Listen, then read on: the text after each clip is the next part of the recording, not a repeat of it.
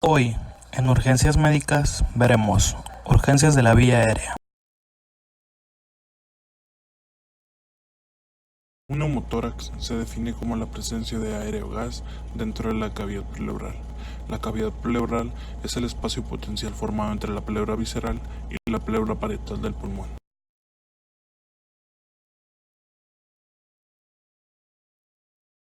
El neumotórax puede producirse espontáneamente o deberse a traumatismos. Se divide en neumotórax espontáneo primario, que es aquel que aparece sin enfermedad pulmonar subyacente evidente; el neumotórax espontáneo secundario, que tiene lugar como resultado de la enfermedad del parénquima pulmonar subyacente. Entre las causas incluidas está la enfermedad pulmonar obstructiva crónica o EPOC, la enfermedad pulmonar intersticial, las infecciones pulmonares necrosantes, la neumonía por neumocistis girovecii y la fibrosis quística. El neumotórax traumático puede aparecer tras una herida penetrante o contusa en el tórax. El neumotórax diastrógeno se produce tras toracocentesis, una colocación de una vía central, una biopsia transbronquial, una biopsia de aguja transtorácica y barotraumatismo por ventilación mecánica y reanimación.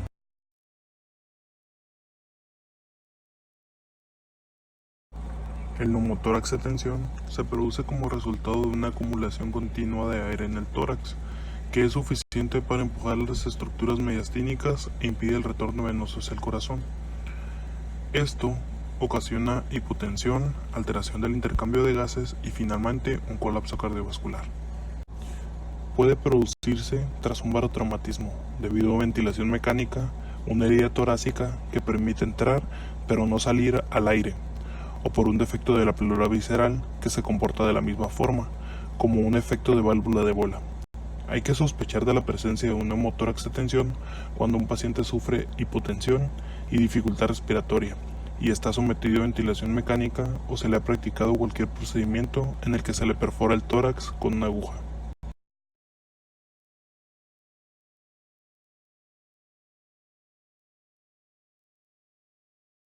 En la anamnesis, los pacientes suelen referir dolor torácico o del hombro lateral, que suele tener un inicio agudo. El diagnóstico puede sugerirse por los antecedentes recientes de trauma torácico o por un procedimiento médico. Normalmente, todos los pacientes van a presentar disnea. La exploración física. Aunque la exploración del paciente con un neumotórax pequeño puede ser normal, los hallazgos clásicos van a ser disminución de los ruidos respiratorios, disminución del frémito vocal y percusión más resonante. Con un neumotórax mayor o enfermedad pulmonar subyacente pueden observarse taquipnea y dificultad respiratoria.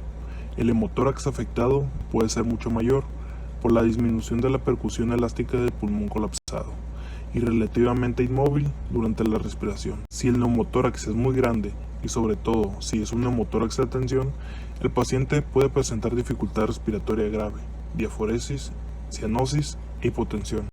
Además, la tráquea puede estar desviada hacia el lado contrario. Las manifestaciones clínicas solas no aparecen el tamaño relativo del neumotórax, y en un paciente estable hay que recurrir a estudios adicionales para enfocar la estrategia terapéutica. Sin embargo, el neumotórax de tensión sigue siendo un diagnóstico clínico, y si se sospecha en el entorno clínico adecuado, la intervención inmediata debe anteceder al resto de las pruebas. Entre las pruebas diagnósticas tenemos el electrocardiograma, que puede mostrar una disminución de la amplitud del QRS anterior, así como una desviación anterior del eje. En los casos extremos, el neumotórax de tensión puede producir una disociación electromecánica.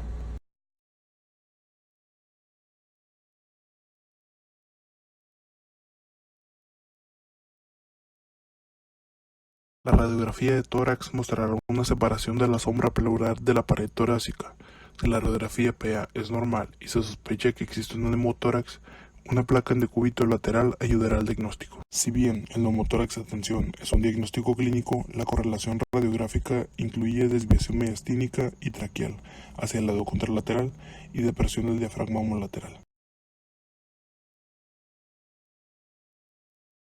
El tratamiento depende de la causa, el tamaño y el grado de afectación fisiológica. En un neumotórax primario, si es pequeño, primario y espontáneo, y sin fuga continua del aire pleural, la cura va a ser espontánea. Se debe confirmar que el neumotórax no está aumentando de tamaño. Para eso, vamos a realizar una radiografía de tórax en 6 horas si no se producen cambios en los síntomas. Si el neumotórax es pequeño, pero el paciente tiene síntomas leves y el domicilio está lejos del hospital o no es probable que coopere con su seguimiento, se le ingresará y se administrará flujo de oxígeno. El gradiente de nitrógeno resultante hará más rápida la reabsorción. Si el neumotórax es mayor o el paciente está más que moderadamente sintomático, la simple aspiración es una estrategia terapéutica inicial razonable. Sin embargo, no puede ser eficaz en todos los neumotórax de gran tamaño. En los pacientes en los que fracasa la aspiración, se va a insertar un tubo de toracostomía. Para prevenir recurrencias, algunos expertos recomiendan la esclerosis pleural, pero en la mayoría de los casos no se practica tras el primer episodio, salvo que se evidencie salida aérea persistente. En caso de un neumotórax secundario, los pacientes con neumotórax secundario espontáneo suelen estar sintomáticos y requieren reexpansión pulmonar. En ocasiones persiste una fístula broncopleural que requiere un tubo de toracostomía mayor con succión. Se va a consultar a un neumólogo sobre la posibilidad de realizar esclerosis pleural si hay fugas de aire persistente y para prevenir recurrencias. Puede recurrirse a cirugía en fugas de aire persistente y debe considerarse en pacientes con alto riesgo para evitar recurrencias. Neumotórax diatrógeno suele deberse tanto a introducción del aire al espacio pleural a través de la pleura parietal, por ejemplo en toracocentesis con la colocación de una vía central, como permitir el escape de aire intrapulmonar a través de brechas de la pleura visceral, por ejemplo tras una biopsia transbronquial. Tras el episodio inicial no suelen producirse recurrencias. Si el neumotórax es pequeño y los síntomas del paciente son mínimos, puede recibir tratamiento conservador. Si el procedimiento que causó el neumotórax requirió sedación, se debe ingresar al paciente, administrar oxígeno y repetir la radiografía de tórax en 6 horas para asegurar la estabilidad. Si el paciente está completamente alerta y la placa no muestra cambios, puede recibir el alta. Si el paciente presenta síntomas o si el neumotórax es demasiado grande para un tratamiento expectante, hay que colocar un catéter de neumotórax con aspiración y válvula unidireccional, que podrá retirarse al día siguiente. El neumotórax diatrógeno, debido a barotraumatismo por ventilación mecánica, casi siempre presenta salida de aire persistente y debe tratarse con una sonda pleural y succión. Neumotórax atención.